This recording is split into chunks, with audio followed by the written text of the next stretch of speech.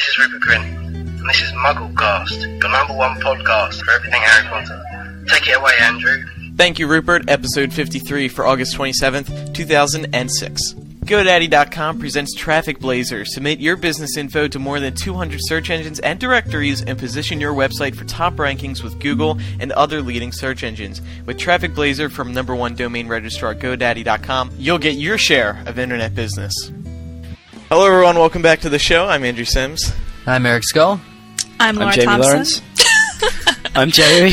Nice guys. And Ben Shane is not with us because he's late as usual. And this week we decided to start without him.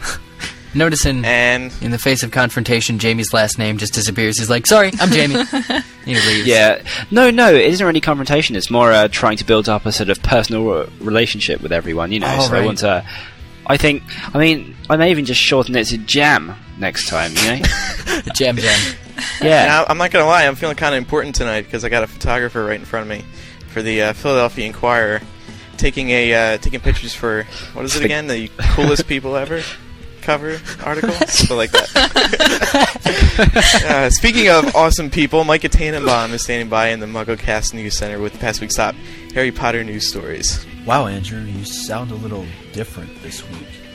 Some disappointing news for those of you who are looking forward to a good grudge match in the Order of the Phoenix film next summer. We've been informed that there is no storyline in the movie surrounding Ron's Quidditch hardships, nor has there been any filming on broomsticks done by Rupert. We're led to believe that this means there will be no Quidditch in the fifth film at all. Midday has an excellent new interview with Order of the Phoenix director David Yates, Potter actor Dan Radcliffe, and Cho Chang actress Katie Leung. In it, we learn Yates' approach to directing the film, the kissing scene between Dan and Katie, and much more. Yahoo News reported earlier this week that Jessica Stevenson has been cast for the role of Malfalda Hopkirk, who works in the improper use of magic office at the Ministry of Magic. And we have also received 3 more European release dates for Order of the Phoenix. The film hits Belgium on July 11th, Denmark on July 13th, and Poland on July 20th.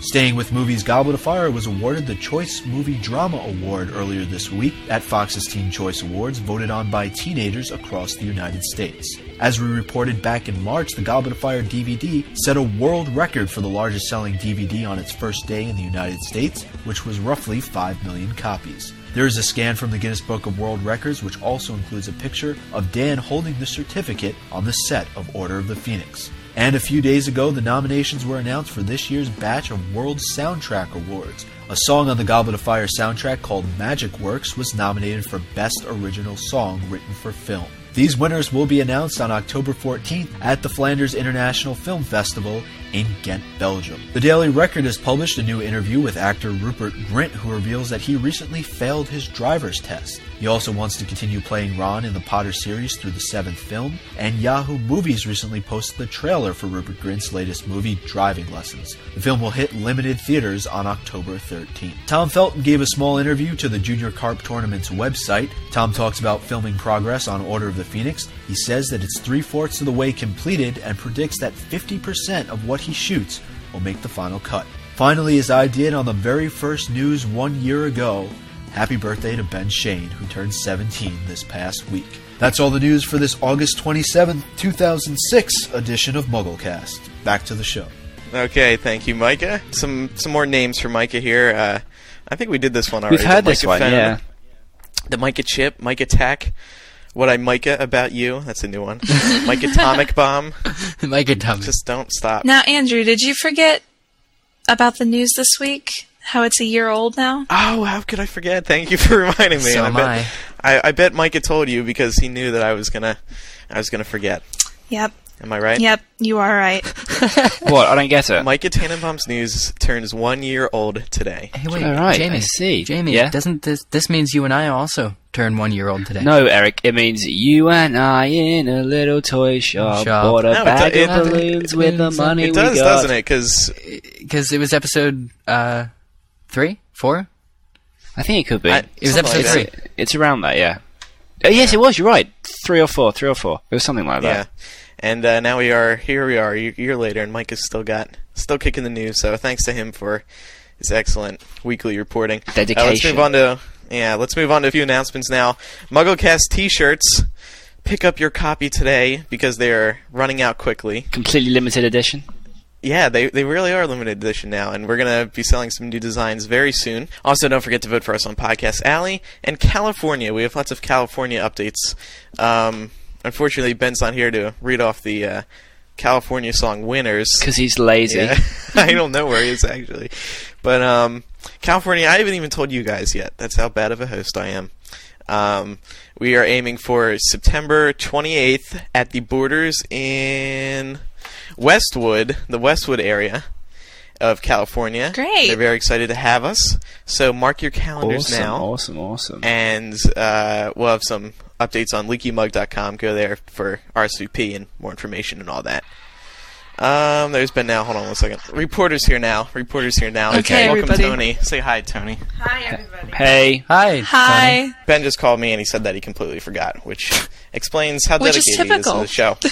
We've only been doing this show really, for yeah. over a year. A year and a half, yeah. Right. Year. Yeah. So we'll get lyrics next week for everyone. Listener rebuttals this week, though. Our first one comes from Julia, 16 of New York.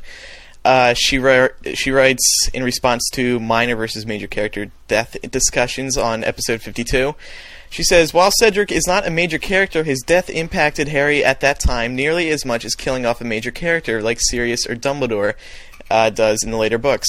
Cedric's death is the first death Harry experiences firsthand and gives him the first taste of what fighting this war is really going to be like. He is put on guard. His friends and classmates are in very real danger.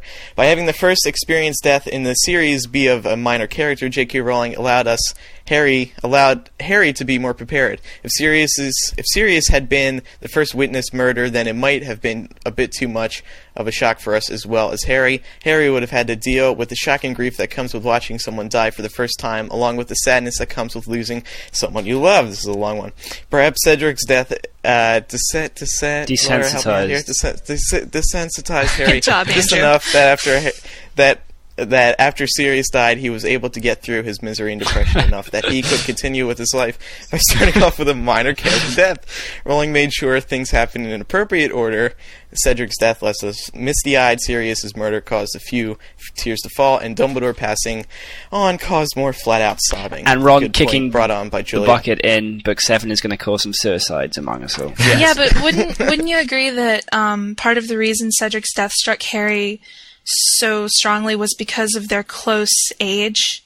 I mean, they were so close in age, and the fact that Harry saw that, no one was spared, and Agreed. even teenagers were being killed, and one person was supposed to die in the graveyard that night, and it wasn't supposed to be Cedric. It was supposed to be Harry. And he saw the death. That was the first death that he saw. So. Oh, yeah, this can be you. This will be you. Almost. That's true, but I think it reinforces the points that we were making that that it's a minor character, but it's not a minor death. It tells Harry a lot, this thing. So, when Jo said that she wasn't killing off minor characters, I don't think she was particularly saying that every single character she kills is important, but every single death that she creates is important to Harry. And obviously, as this person says, takes him along a journey where it just gets worse and worse and worse, and shows that he's in the middle of a war. Agreed. Right. And this was the first death that he had seen, and Well, question. Do you think without Cedric's death, it's in Book 5, I'm rereading Book 5, and it seems like, the vast majority of the wizard population doesn't believe Dumbledore and Harry, even though Cedric's, you died. They just knew that Harry appeared from somewhere with Cedric dead. Do you think without Cedric dying, they would have had no case, and even less people would have believed Dumbledore and Harry? Or would have been, would they have been able to prove successfully that Voldemort returned? Without the question mark of how Cedric died? Don't you think that kind of makes it worse? Because, Cedric's death, there wasn't a mark on his body, obviously. They couldn't prove anything. Harry just came back with this thing, and it could have looked like the whole Voldemort coming back thing was just a cover-up. Yeah, exactly. But, I don't know. It'll be interesting to see. Perhaps we can do a what if. What happens if Cedric said, no, it's okay, you have the cup. I'm going to go and... right. Take a break. I don't think as many students would have been on Harry's side. I don't think as many people would have come to the DA. and that kind of thing. Yeah, I don't probably know not. that Cedric might not have. I don't even think Cedric would have believed Harry, or he may have because they were on okay terms.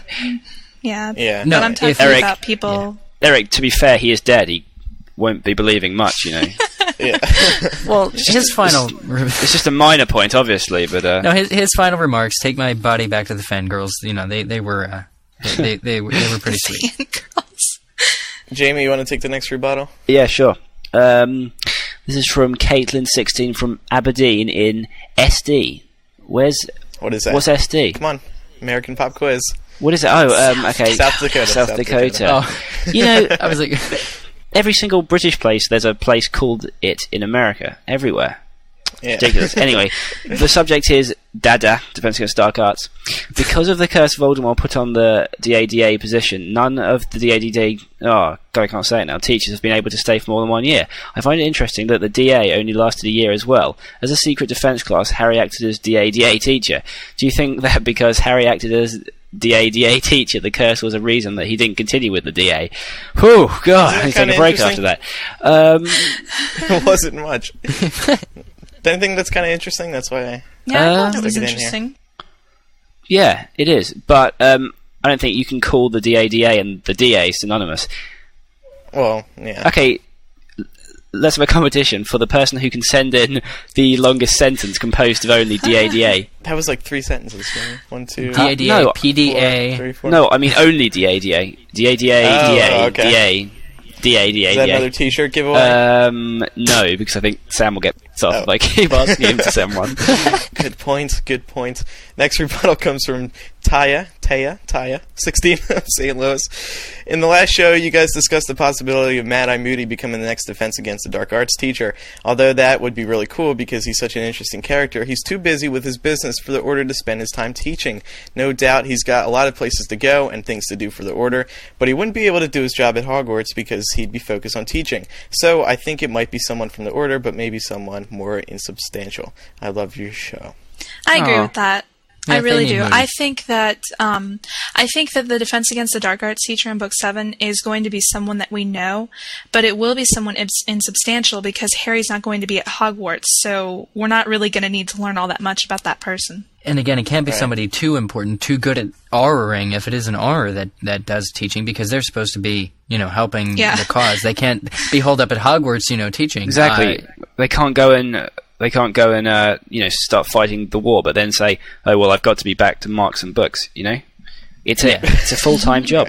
It's a full-time job. Yeah. That's like over there. That's like I was watching this political satire program in the UK, and they were talking about the quote territorial SAS, which is our special forces, and it's like you're either in the SAS or you aren't in the SAS. So this territorial SAS, this person was saying that they're behind enemy lines, they're fighting, but they've got to get back on Tuesday to do their job.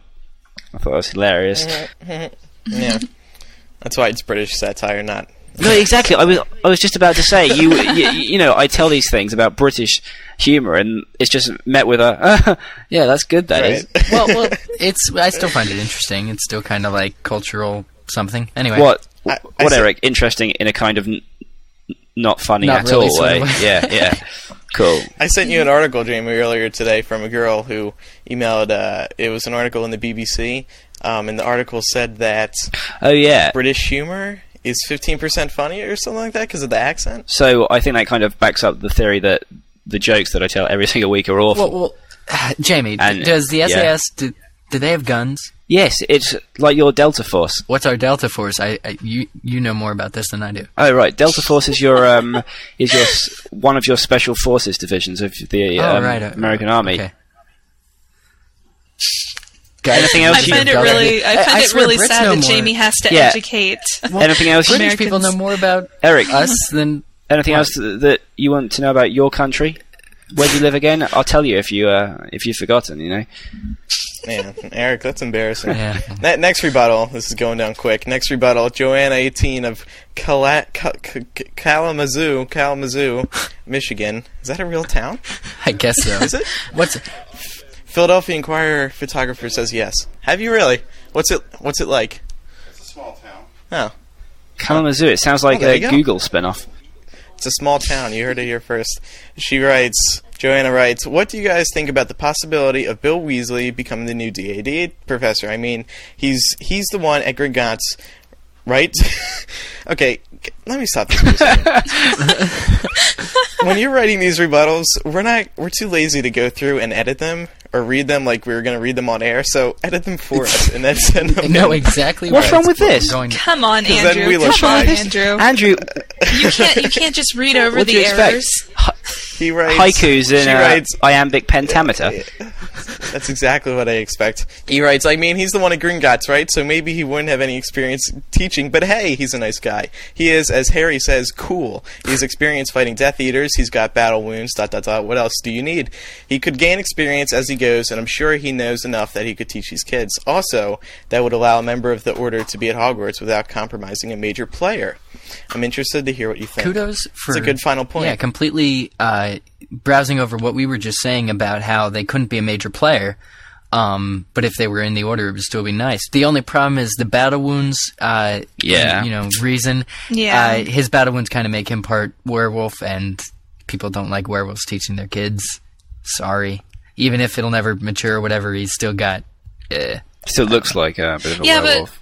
But wouldn't any of the parents who would have that kind of opinion take their kids out of Hogwarts anyway at this point? That's true. That's true. You could say, well, screw them. They'll homeschool them. Yes. Yeah, yes. And for more I love views how on you guys homeschool. all mock me for being homeschooled. No, we don't. No, we did a whole... We few mocked episodes the on idea of being home-taught magic. To be fair, Yeah, exactly. Why? Well, okay then, Laura. How many people do you know who on a Wednesday morning at home eat breakfast, then get their wands out and cast some spells, and their mum teaches them I'd how to say do about it? 50. 50. people, Jamie. Well, I don't think 50 is very representative, but of the world population. Because the Wizarding World is so huge. Yeah, it is. Okay, let's move on. Erin, 31 of Pennsylvania, she writes about Ben in Nebraska. She draws an interesting parallel, and this really freaked me out. In Prisoner of Azkaban, Harry is sitting in a Muggle street in the middle of the night, wondering what the police will say when they find a boy with a trunk of magical items. Ben is sitting in a Muggle street in the middle of the night, wondering what the police will say when they find a boy with his laptop stealing Wi-Fi. Wow, the parallels. That's Good pretty point, awesome. Erin. Good point. Good point. This next one, these are some weird emails this week. Michelle, age 10 million. 100,000. And she writes, you guys played a voice thing that said the book, they're called voicemails, that said the books have year 1, year 2, and so on. It's on the spine of both the paperbacks and hardcover editions. Not all of them. I think when they first started printing these, they didn't have year 1 and year 2. Really? My copies don't. So, that leads me to believe they did that just because they wanted to put something new on the spine of the reprints. Huh. The UK editions don't have them on the spine. Laura, are they on yours, Laura? I don't know. I have a newer version of Sorcerer's Stone because my old one died. But yeah, my newer one It has died. year 1 on it. Yeah, I killed it. I'm sorry. Aww. It was a Horcrux. Yeah. And last rebuttal comes from Doug of Brisbane, Australia. He writes about fuel prices because we talked about this last week, and this kills me. Hey, just listening to the show, I heard the outrageous prices of fuel in the U.S. and UK. We have it too easy down here with $1.20 AU per liter, which is approximately 90 cents United States. Oh, Terrible. Wow. that makes me want to cry. I know. I'd buy that just for the sake of buying it, petrol, and then What just was that, Andrew? store it somewhere. Ship it back here. Do you drive, Laura? Yeah. Oh, you do? I didn't know that. I'm almost 18 years old. I Laura do drive. drives?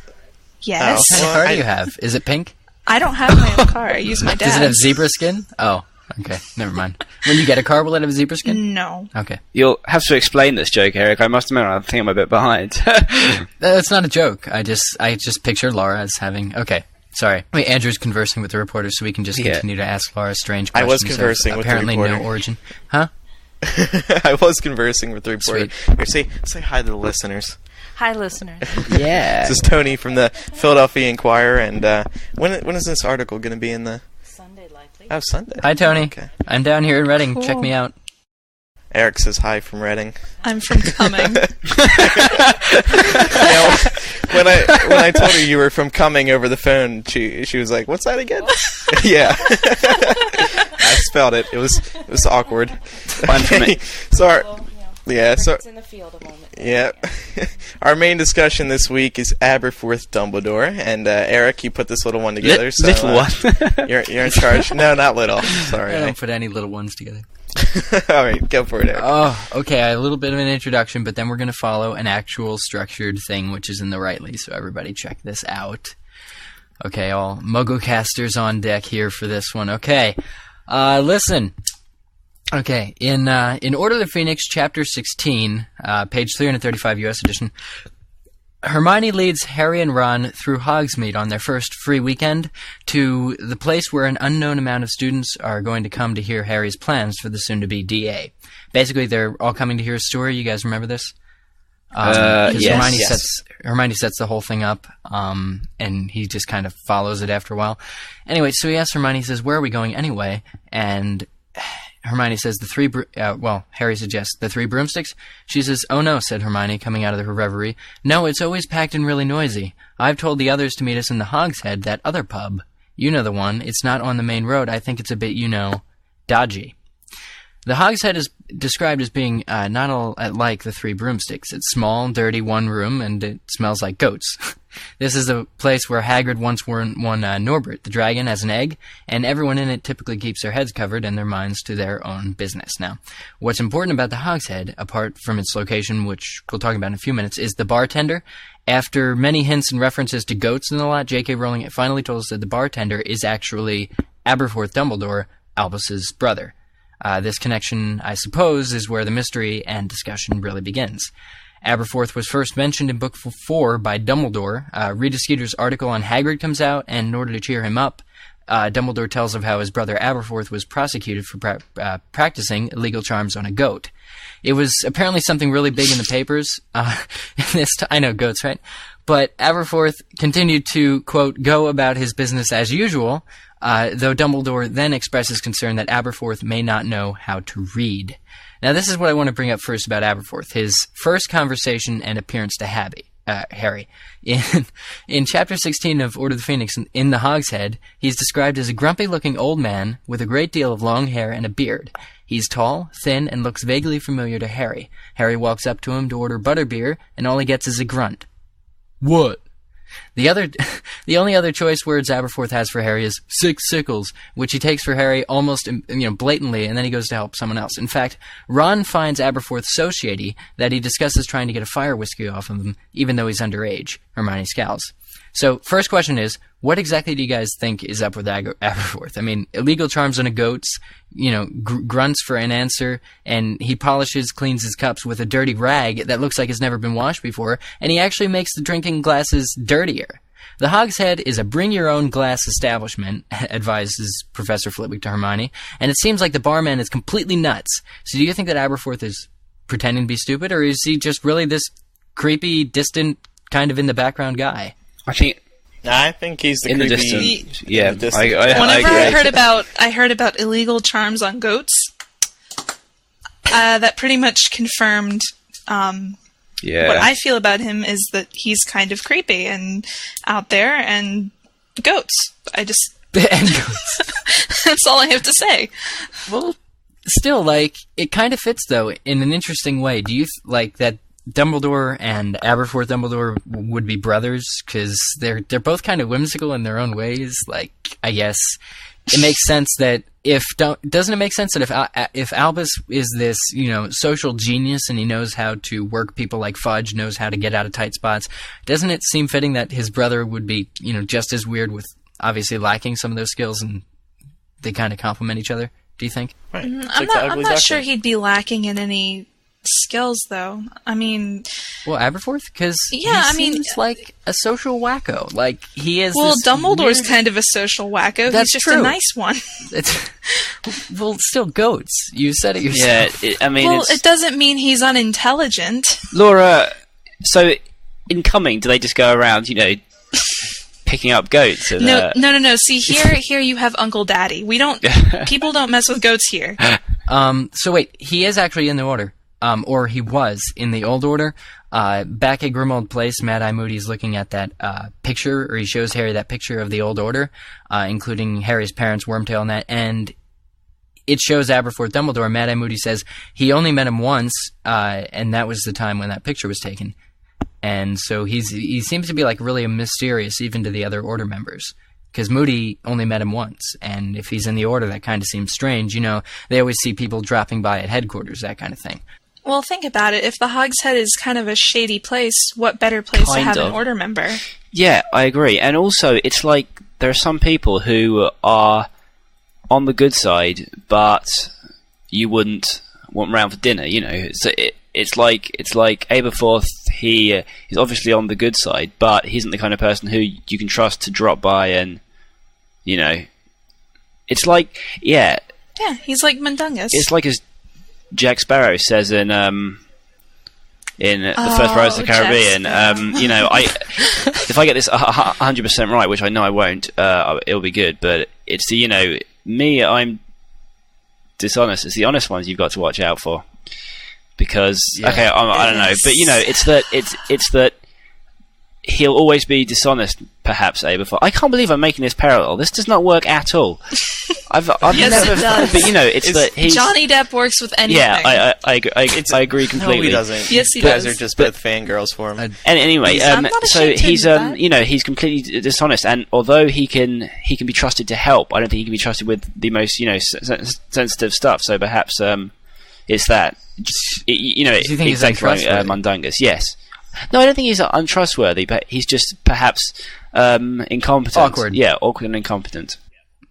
Okay, Right. okay. He's like Eric. We like him, but we just don't want him places. Don't want him around. Okay. I'm just kidding. No, that's fine. But it's funny you mentioned Dung, because Mundungus is in the he's in the pub when Harry and them go and try and start the DA, dressed as a veiled witch, which actually Sirius says is because Dung was thrown out of the Hogshead 20 years before, or something like that. So apparently Dung is actually banned from the Hogshead, but in addition to that, in Book 6, Aberforth is actually spotted with Dung in Hogsmeade when, right before Katie gets attacked, and when Harry finds Dung stealing Sirius's stuff. When they walk up to him, they see the barman. Harry recognizes the barman from the Hogshead, and just as they start walking up, Aberforth puts like ties his cloak a little bit tighter, and walks away. And that's when Harry finds. But Dung and Aberforth were talking. So do you think Aberforth has a hand in Mundungus stealing Sirius's stuff, or was he trying to buy stuff off of him, or what? Because Dung and Aberforth were seen together in that street, but yet Dung is supposed to have been banned from the pub and all sorts of stuff. Like, is that just for show? Is the whole thing just for show? What if he's like Albus's outsider? Like, I thought not so. outsider, but like he does all the dirty work that he can't really be seen What? doing. You know, Like what I'm killing saying? people and...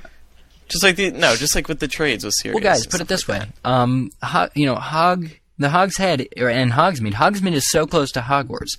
So my opinion is that it's a location thing, because there's obviously if you want a pub in Hogsmeade, there's either the Three Broomsticks, which is crowded with all these happy-go-lucky people, and then there's the Hogshead, which is this dusty, grimy place. Everyone keeps their cloaks up, and covers their faces.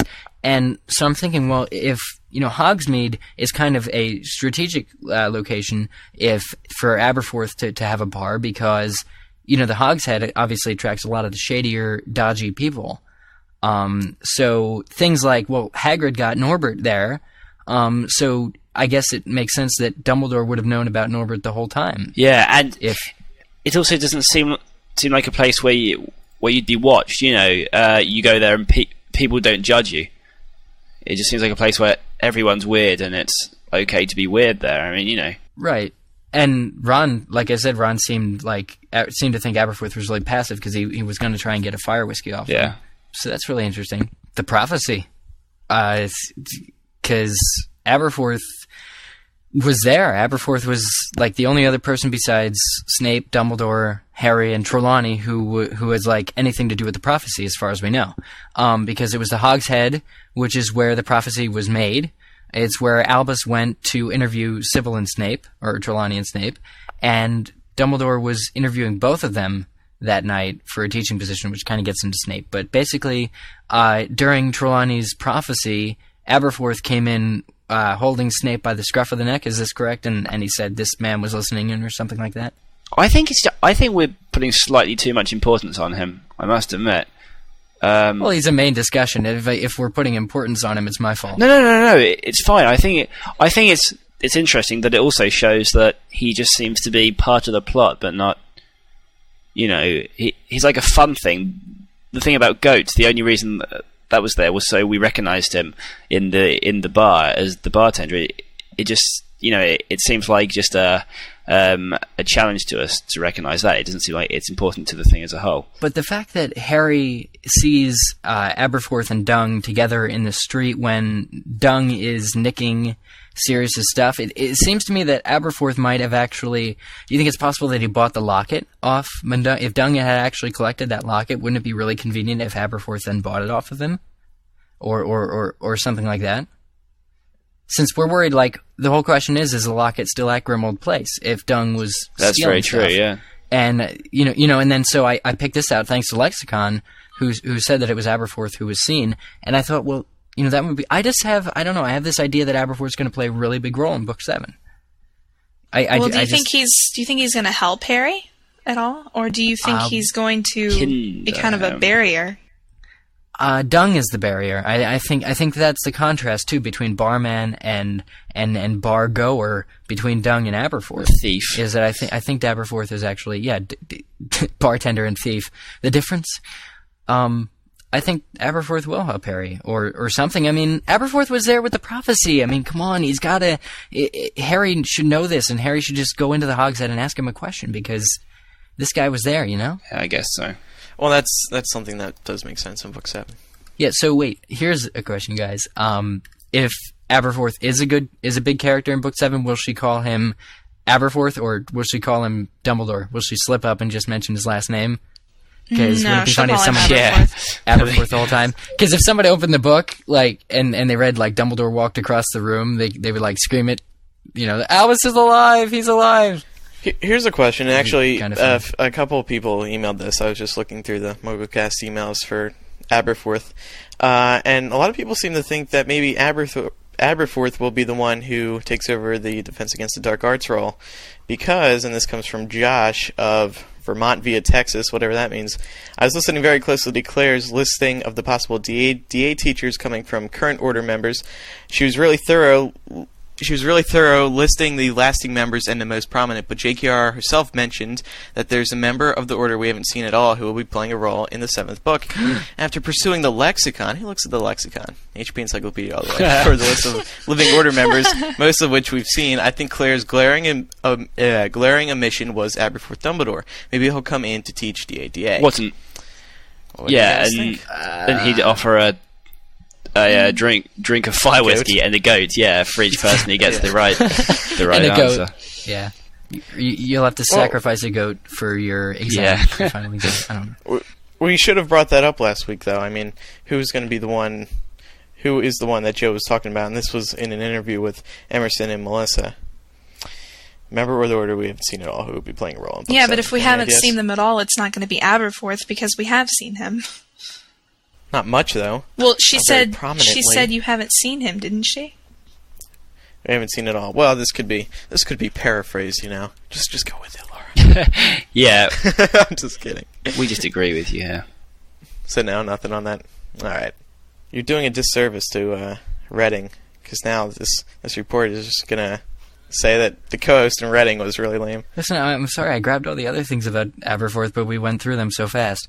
There's just this thing where he finds writing it Trelawney. down. It's true. No, he finds Trelawney in the room. When is this? Sectum Sempra. The seer overheard. Here it is. Okay. So, yeah. Okay, so he finds this. This is page 506 in the in the UK edition. Wait. Oh no, I can't find my book. Oh, book What? book 6, page 507 or so. No, I realised that, but... No, I okay, didn't. 1 sec. I think you'd better tell Professor Dumbledore, says Harry. This is when he finds Trelawney. He ought to know Malfoy is celebrating. I mean that someone threw you out of the room. To his surprise, Professor Trelawney drew herself up at this suggestion, looking haughty. Looking what? Sorry. Intimated that he would prefer fewer visits from me. I'm not one to press my company upon those who do not value it. Yeah. So wait, hang on. So Harry suggests she goes see Dumbledore, and she says, while they're walking to his office, I miss having you in my classes. You were never much of a seer, but you were a wonderful object. Which is That's funny. the best chat-up line I've ever heard. I'm going to start using that. You aren't a very good seer, but... Come on. Okay. Sorry. She says, I well remember my first interview with Dumbledore, went on Professor Trelawney in throaty tones. He was deeply impressed, of course. Deeply impressed. I was staying at the Hogshead, which I do not advise, incidentally. Bedbugs, dear boy. This is an unkempt place. I mean... But funds were low. Dumbledore did me the courtesy of calling me in my room at the inn. He questioned me. I must confess that at first, although he seemed ill-disposed towards divination, and I remember I was starting to feel a little odd. I had not eaten that much day. But then, and now Harry was paying attention properly for the first time, for he knew what had happened then. Professor Trelawney had made the prophecy that had altered the course of his whole life, the prophecy about him and Voldemort. But then we were rudely interrupted by Severus Snape. Harry just blacks out. He's like, what? He's like, oh my god, says, man. yes. Oh my god, what? Snape? Alright. Yes, there was a commotion outside the door, and it flew open, and there was that rather uncouth barman standing with Snape, who was waffling about having come the wrong way up the stairs, although I'm afraid that I myself rather thought he had been apprehended eavesdropping on my interview with Dumbledore. You see, he himself was seeking a job at the time, and no doubt hoped to pick up tips. Well, after that, Dumbledore seemed much more disposed to give me a job, and I could not help thinking, Harry, that it was because he appreciated the stark contrast between my own unassuming manners and quiet talent compared to the pushing, thrusting young man who was prepared to listen at the keyholes. And Harry just completely took off to yell at Dumbledore for hiring Snape and stuff. But so Snape, the things why this is important, because Snape wanted a job before he wanted to work at Hogwarts before he sent Voldemort after Lily and James. Do you guys think that was to be a spy for Voldemort, maybe? Could that have been an initial plan even before he applied, or was it something it could have? I think so. But so the barman stopped Snape from, in fact, in a way, Aberforth saved Harry's life. You could draw that conclusion. Considering if Snape would have heard the whole full prophecy, Voldemort might not have made all those mistakes. So we have a voicemail about that actually. Really? Later in the show. So, Snape hearing the full prophecy. So yeah, it is Aberforth who stopped Snape from eavesdropping, which is interesting. But yeah, so that's cool. So that places him. He's at the scene of the crime. So I just want to learn more from him. I think he has a good... I mean, he's Dumbledore's brother. How not intelligent, how not able to give information and help is he? Well, perhaps Dumbledore was just the lucky one, and he turned out, thick. That's what I was saying. He's like the ugly duckling. Yeah. The black sheep of the but family. doesn't the ugly duckling turn into a beautiful swan? Ooh, no, Laura. Laura, you're my best friend. Okay. Laura, maybe that can be his role in the 7th maybe book. in your fantasy-fueled stories, in Yes, real life, yes. Laura, that stuff just doesn't happen, okay? Life is a cruel, hard time. The world is a cold place, and it's not worth fighting for. Okay, Ben. All right, Ben. Thank you. And to cap things off, call me Ben. That concludes our main discussion this week. And don't forget, if anyone has a topic idea for us to discuss, feel free to email it mugglecast@staff.mugglenet.com. We have a new segment now that I'm really looking forward to. This is the MuggleCast dating service. You might remember last week that I put people up to this. Yeah. Oh, can I read this the one? first one? I'm really excited about this. No, Andrew, you can't. No. Okay, because... No, of course you can. No, go on. You can't both go out with Michael White from Amherst, Massachusetts. I'm sorry. But he's so tall, and he likes long walks on the beach. And you're singing. Yeah. Yeah, exactly. Okay, No, well, go on, Andrew. We asked people last week to send in their applications, and we got 2 of them. So, ladies, listen up. This first one comes from Michael, 16 of Amherst, Massachusetts. Got a camera right in front of me. Sorry, Michael. He's is that what you call it? He's age 16. He's 6'3", and he enjoys long walks on the beach, dogs, paintball, volleyball, and Harry Potter. So, anyone in the Amherst, Massachusetts area would like to get in touch with Michael, please email andrew@staff.mugglenet.com, and I'll get in touch with you. Favorite music? Saves the Day, Weezer, Goldfinger, MuggleCast, and Jamie Lawrence. Yeah. Favorite movies? Fight Club and 10 Things I Hate About You. Favorite MuggleCaster is me, of course. What kind of question is that? And he's looking for a fun girl, preferably in Western Mass, and a MuggleCast listener. Interesting combination: Fight Club and 10 Things I Hate About You. Yeah, I was going to say that he likes sort of violent chick flicks. And our second one in the MuggleCast dating service is Alan, 17-ish. Sounds a bit ominous. 17-ish. What is By that? 17, I mean give or take 40 years. Yeah. Subject: MuggleNet dating. I would love a MuggleNet dating if you guys could find me a girl that's as obsessed as I am. Obsessed with what? Wait a minute. That's an important question. I definitely invite you guys to the wedding and vote for you a billion times on Podcast Alley. Currently, I only vote 1 million or so times. Of course. Well, we could use 1 billion, definitely. But yes, of course, Alan, we will find you a nice girl if you could send in exactly what you're looking for, and we'll get right on it. As I am. Okay? Must be about either Harry Potter or MuggleCast. Not the greatest speller, though, so if you're looking for someone who's excelling in English, I would not look for this one, ladies. Voicemails this week. First one comes from, I don't know, but first voicemail this week comes from someone who has a question about Micah's theory that Jamie posed last week. Hey guys, this is Mandy from Iowa calling about episode 52 of MuggleCast. In it, Jamie talks about Micah's theory of Harry's dream in Sorcerer's Stone being connected to Dumbledore's murder. Couldn't it be possible that the dream was referring to the night Harry's parents were killed? In it talks about seeing Snape and hearing a laugh, a high-pitched laugh.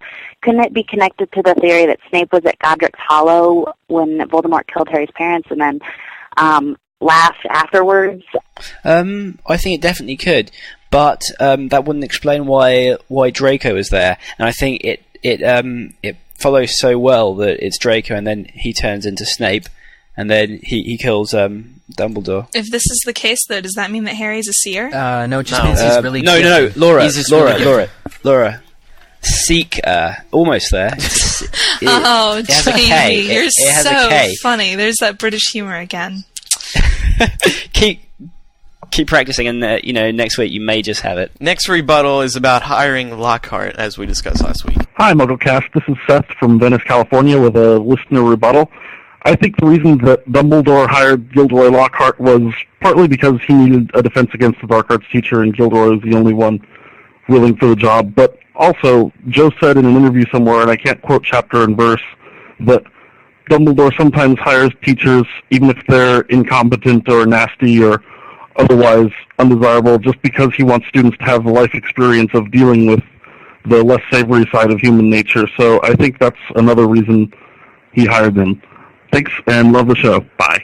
That is a good point that we didn't pick out last week. Yeah. I think what you guys are also forgetting is that Hagrid said in Chamber of Secrets that Lockhart was the only one who applied for the that's job. what I was going to say. Anyway, this guy couldn't quote chapter or verse. I don't know what his deal is, but he just somehow couldn't. Or series. I know, right? Anyway, yeah, I agree with him. But it was, Lockhart was one of those. I agree that Dumbledore kind of it was kind of what Harry could have used at that time. You're doing well so far, Eric, I must admit. Oh my god. No, it's kind of what Harry needed, this whole clearly famous guy who knew nothing, and it gave Harry the opportunity to really shine forward with his own, at least in the Chamber of Secrets thing. If they'd had somebody like Moody, it would have maybe been, I don't know, it's just the way the books worked. I think Lockhart came at an important time in the series. It showed Harry, definitely I think it was for Harry's first view of something that the public would have liked or thought or supported that he was in contrast with. I agree, that sounds pretty reasonable. Next rebuttal is about Fred and George and their scheming at the Quidditch World Cup. Hello, y'all. This is Mary Pat from Queens. I listen to y'all on the subway. Makes my commute go faster. I just listened to episode 52, and I wanted to comment on Fred and George's bet at the Quidditch World Cup. I don't think they cheated or time traveled or anything. I think this was an indication of what kind of shrewd businessmen Fred and George were going to be. First off, if you listen to, I think it was Harry, after the game is over, he does a little analysis of the game. The Irish chasers, Troy Mullet and Moran, I think were their names, were so good there was no way Bulgaria was going to ever catch up once they started to lead. And Crumb was, of course, the best seeker ever. So it was probably a pretty good chance that Crumb would get the snitch and a very good chance that Ireland would win the match. The combination, of course, is not as likely, but they needed to take the risk, and that's part of being a shrewd businessman, is knowing when to take a big risk in order to get a big payoff. And you start to see that, you start to see that when they open their shop and also the way they leave the school. They have to take big risks in order to be successful, and they just happen to be smart and shrewd enough to make it work. And that is my theory on their bet. Too bad that the bookmaker they placed their bet with wasn't an honest dealer. Anyway, love the show and hope to hear the next one. Thank you. Bye-bye. Oh my God, man. Good, nice and long, right? I love how she's from Queens and says y'all. I like it when they say y'all, especially when they're from Queens. But this has got to be one of my favorite voicemails, because thinking about it, she said it wasn't exactly that that far off or a far-fetched idea for the kind of scenario that played out to actually happen. I think the way she put that, it was done very well, and I think it seems a lot less necessary that Fred and George would have had to use time travel. It's just a bunch of agreeing today. It is, I know. We're all so passive. Yeah, we are. I couldn't feel more passive today. Hi, this is Amanda. I'm from Michigan. I want to know what you guys would think, how it would feel like if you were the only non-magical person in the whole family of wizards. Like, how Ron would feel if he was the only non-magical person in his whole family. Thanks. Bye. I'd feel left out, and I'd feel ashamed. I'd be kind of annoyed as well that all my friends and my family could conjure computers and stuff. But see, what you guys don't know is that Jamie is the only non-magical person in his family. That's why Andrew's dad gave him the Lucky Charms. Yeah. Yeah, exactly. He's speaking from the heart. I was crying to Andrew's dad all night that I didn't have any magical powers. So he gave them to me in the hope that they'd ignite make you feel my magically delicious powers or something. Exactly. Just by like the way, Jamie, are those Lucky Charms magically replenishing themselves, or? Yes, they are. Oh my gosh! They've turned into 18 boxes so far. They're reproducing in your cupboard. Yeah, they are. So, they're mating. I'm not sure why the person asked this question, but I guess she just wants our feelings on it, and we'd be sad. Of course, we'd be sad. It'd be like insert something funny here. It'll be like everyone in your family being like amazing musicians, and you being useless. Yeah, you get or it would be like, or it'd be like the ugly being duckling. the only person in your family who liked to talk about Harry Potter all day. Yeah. I mean, can you imagine what that would be That's like? why feel like. people listen to the show, doesn't- because we connect with them, and that's it. That's why. Next voicemail could possibly reveal why Harry could not be killed when Voldemort tried to when he was a kid in Godric's Hollow. We already know why. Are you ready for this? No, not until you hear this. Hi, this is Sarah from Maryland. I was just rereading Order of the Phoenix, and I wonder what you guys thought about this passage. It's on page 791, chapter 35 of Beyond the Veil. The Death Eater had pulled his head out of the bell jar. His appearance was utterly bizarre, his tiny baby's head bawling loudly while his thick arms flailed dangerously in all directions, narrowly missing Harry, who ducked. Harry raised his wand, but to his amazement, Hermione seized his arm. You can't hurt a baby. Now, as we all know, Hermione usually speaks the truth. And if this is true, could Voldemort have hurt Harry as a baby? Just wanted to hear what you guys thought. Bye. I think she's speaking figuratively when she said you can't hurt a baby. Like it would be wrong to hurt a baby. Yeah, I think that was kind of Hermione reacting in horror at the idea that Harry would try to curse a baby. But that does bring up another point. We got an email about a while ago, and I wanted to bring it to the show, or maybe we did talk about this on the show. Hermione is always right. Well, no, she wasn't. But this isn't this is not Hermione. Except when she gets emotional. Yes. Well, that, but also this isn't her matter-of-factly speaking. You cannot hurt a baby, Harry. This is her saying, this is her... Oh my god, man, Harry, you can't do that, You can't hurt a baby. Hermione sees his arm, she's like, what are you doing? You can't hurt a baby. And Harry could have retorted, oh, but it's really a Death Eater. But she was just using, it was like her mother instinct, as a girl, they already got the Death Eater. He's got a baby for a head. He's got this baby-faced Death Eater. They've got him. You don't need to fire another curse. So it was just Hermione, her mother instinct saying, you can't hurt a baby, not factually speaking. Harry, you can't hurt a baby, so don't even bother trying. Don't waste a spell. That's not what she's saying. Yeah, and where would you draw the distinction? I mean, saying you can't hurt a baby, but you can hurt a 10-year-old? Because wasn't it in Half-Blood Prince, the Montgomery sisters, their little brother was killed?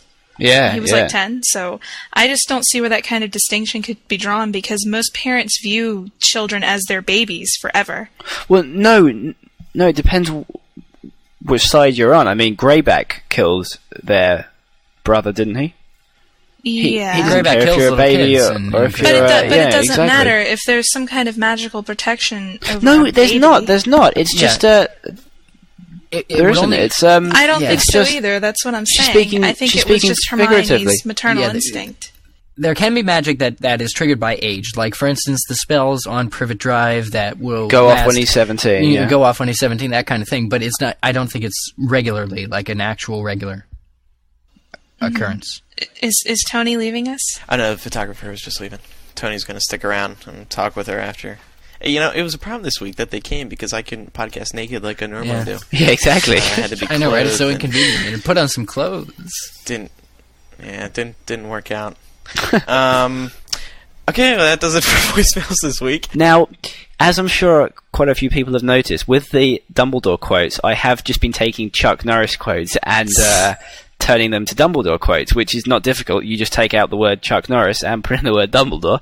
So, but then I thought, well, they aren't very original if you do that. So, starting now, we're gonna do some original Dumbledore quotes, and we've already been sent some in, and we're gonna start doing them, from now on. So if anyone has any original ones, please do send them in. For example, one person sent one in today that Dumbledore was made head boy while he was still on the train on the Hogwarts Express in his first year.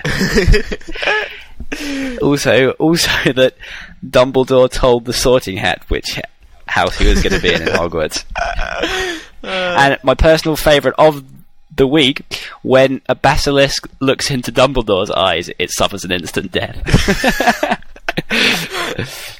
That was hilarious. How could you not laugh at that? I guess I'm just gonna have to rent some Chuck Norris films because I need to have a talk with Laura and Eric and Ben who's here. Why don't you guys think they're funny? Well, hey, if it helps, my dad worked on the set of a Chuck Norris film. Really? That's awesome. No way. Invasion USA. Did he get his autograph? No, I don't think so. Was Chuck Norris as cocky as he appears on screen? I don't know. This was back before I was born. So I have no clue. I don't think Chuck Norris has a lot to do with any of these Chuck Norris jokes. I think it's just his fans that started this. Probably, yeah. How about... Because he's a real tough guy on the show, and so that's where these... And they're sort of like the Jack Bauer jokes. Yeah, they are, yeah. It's Jack Bauer. There is no chin behind Dumbledore's beard. Only another wand. What about if Jack Bauer and Chuck Norris had a fight, Dumbledore would win? I think that's good. Or good. When Dumbledore and Chuck Norris walked into a room, the room collapsed because that much awesomeness cannot be contained in one building. It's now time for the second installment of Andrew's email of the week. Nah, that was bad. There we go.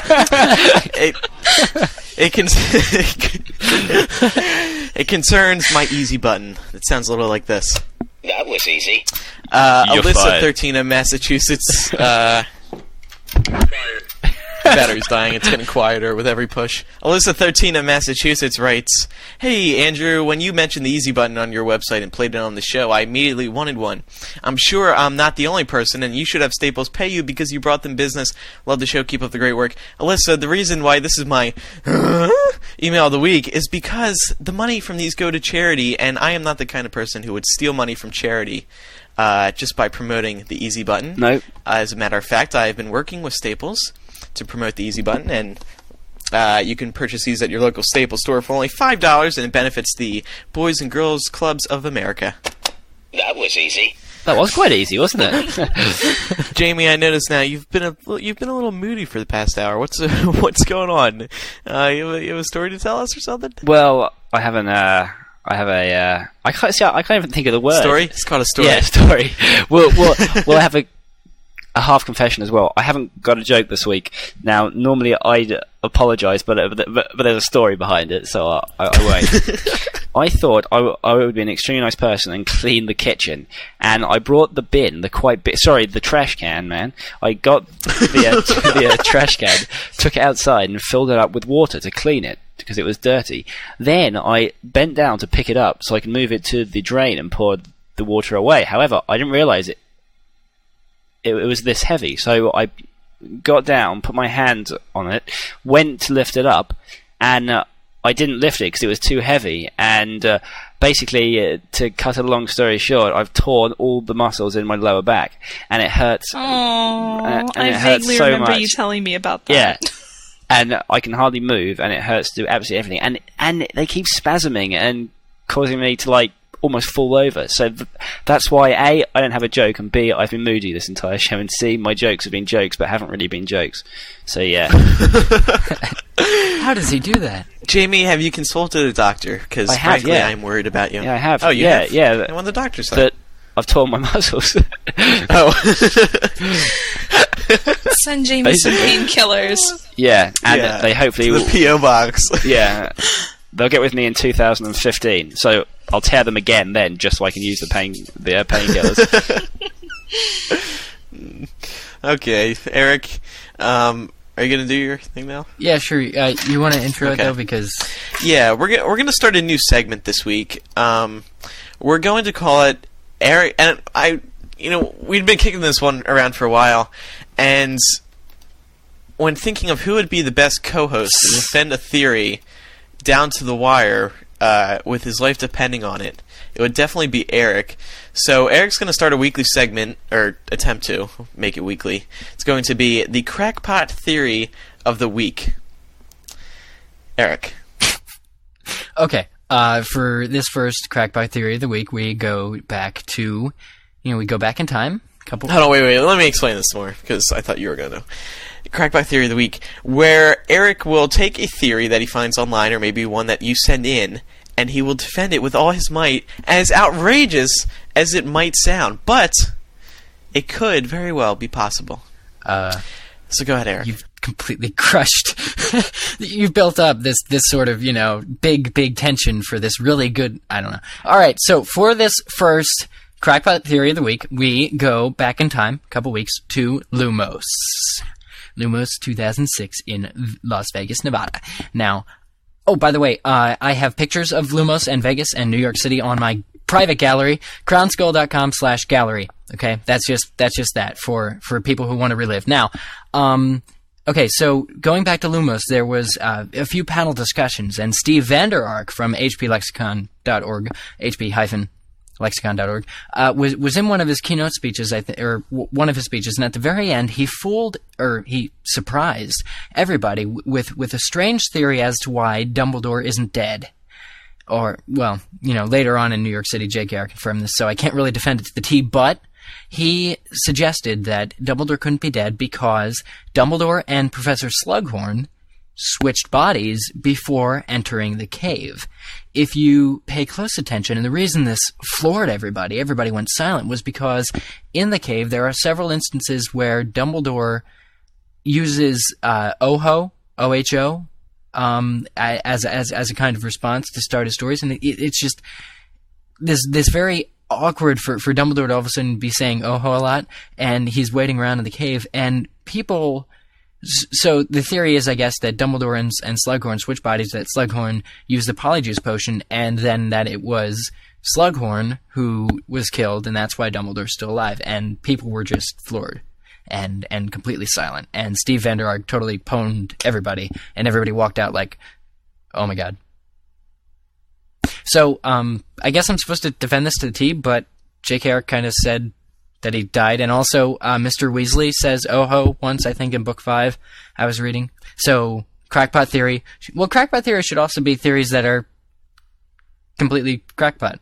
I've got a different idea. Okay. Can we put like a spin on this? Basically, you don't know what the theory is before the show, and then we come up with a theory and we say it to you, and you have that's to, a good idea. for 5 minutes, just defend it and come up with all the evidence and just improvised. So we're going to ask the listeners to send in theories that are crazy but could be true, and then we pose them to Eric right on the show. Yeah, and he has to improvise, and defend it for like 2 or 3 minutes, completely improvised. Okay. I like that, actually, a lot. Yeah, all right, it'll so be fun. listeners, It'll be fun. subject I'm line, psyched for it. crackpot theory. Pose the theory, pose your points, we'll read them to Eric. Eric will Defend them to the death. go nuts over but it. no points. Yeah. I almost want to ask no points because Okay, they're then just a theory. just a theory. All right. Even if you have points for it, don't share them and see if I bring them up. But keep in mind that Eric has to defend it for a few minutes, so don't make it something that could be, 2 or 3 minutes. So make it a theory that it can last. It's not stupid. It's discussion worthy. Oh, by the way, Eric, MuggleCast at staff.mugglenet.com. you guys, Laura especially remembers Eric. You know the wand checker Eric from Book 5? Oh, yeah. Yeah, you brought him up on the show. He has a last name. As I said, I was reading Book 5, and his last name is Munch. Yeah, it is. Yes, Eric Munch, and he arrests Sturgis Podmore. He's on night duty in the Department of Mysteries, so he must be important to have a job in the Department of Mysteries. Cool. Okay, cool. Well, I believe that does wrap up our show this week. We hope you enjoyed our testing of crackpot theory. I did, and I think Jamie's idea is thank you. One last email comes from Surama. Suriyama? So, yeah, this is from Suriyama, 21 from Bonn, Germany. Subject, chapter by chapter. I just wanted to ask you if you're continuing with the chapter by chapter segment. I really liked it and miss it a lot. I love your show and all of you. It's by far the best podcast. Regards, Suri. Thank you, Suri. Yeah, we've been getting a lot of emails like this lately, wondering where chapter by chapter is, and like we said at the end of the last one, that we'd be taking a break off it, but we are going to bring it back very soon. But we're working on a new format for it in order to make it better. I guess I just have to send you a kind of reformed, revised outline about how to clearly state things right. Andrew, so could we promise getting it on next week? Could we do that? Can everybody read? I think it'll be the first two chapters of Book 2. Wow. Yes. Next week, I'll tell you, people, with this new crackpot theory of the week, with this chapter by chapter Book 2 starting up, next week is going to be Eric-tastic. Oh, God. Oh, Jesus.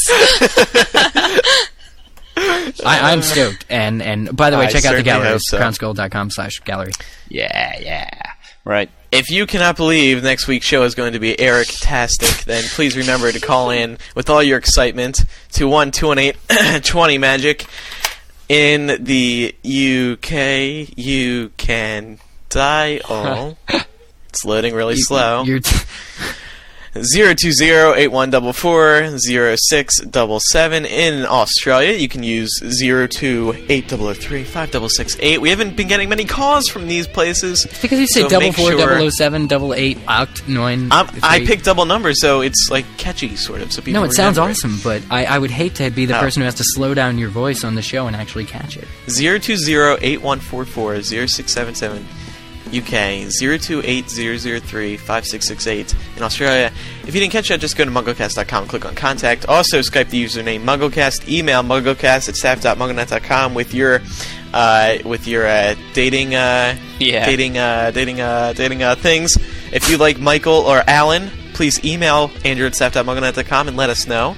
If you like goats, send in a rebuttal. Hopefully we'll get you two together. Yeah. About Aberforth. Listen, rebuttals.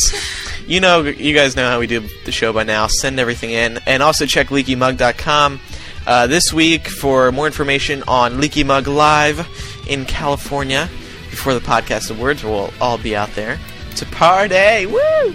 That wraps up MuggleCast episode 53. I'm Andrew Sims. I am Eric-tastic. I'm Laura Thompson.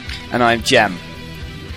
Jamie, you were supposed to fight me for that. We're supposed to be fighting over that last place now. Laura, like we were at the beginning of the show. Laura, I'm in so much pain now, you just have to poke me and I'd fall over and give in, seriously. We'll see you all next week for episode 54. 54. Adios. Bye-bye. Ciao.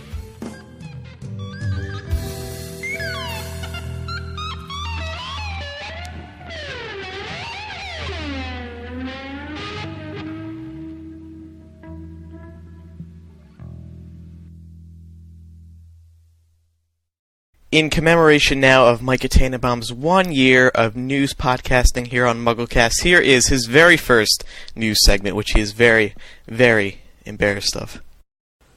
Thanks, Andrew. Let's begin with our top news story.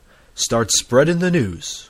Don't worry, I won't break out singing Frank Sinatra, but Warner Brothers announced Friday that the Big Apple will host the U.S. premiere of Harry Potter and the Goblet of Fire on November 12, 2005.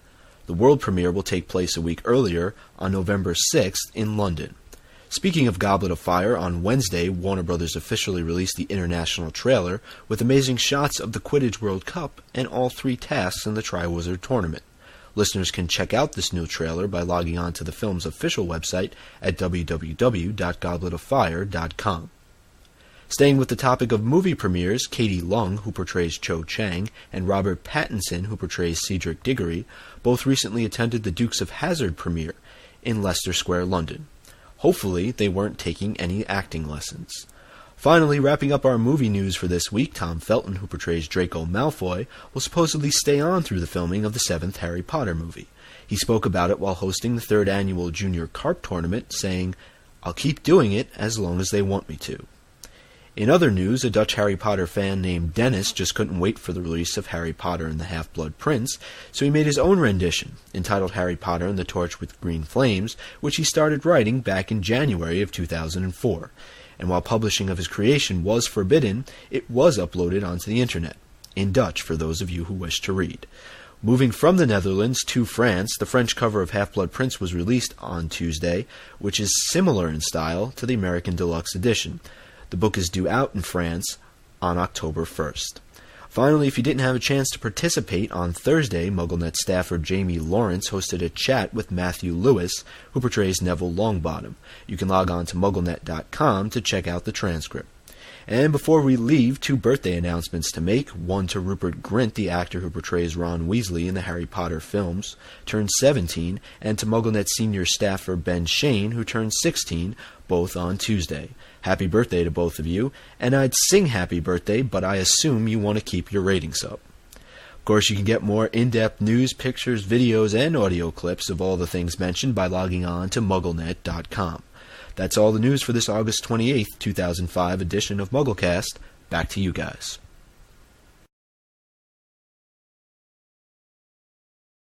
They're coming to take him away, haha, they're coming to take him away, ho ho, hee hee, haha, to the funny farm where life is beautiful all the time, and I'll be happy to see those nice young men in their clean white coats. Thank you, Jamie. You're welcome.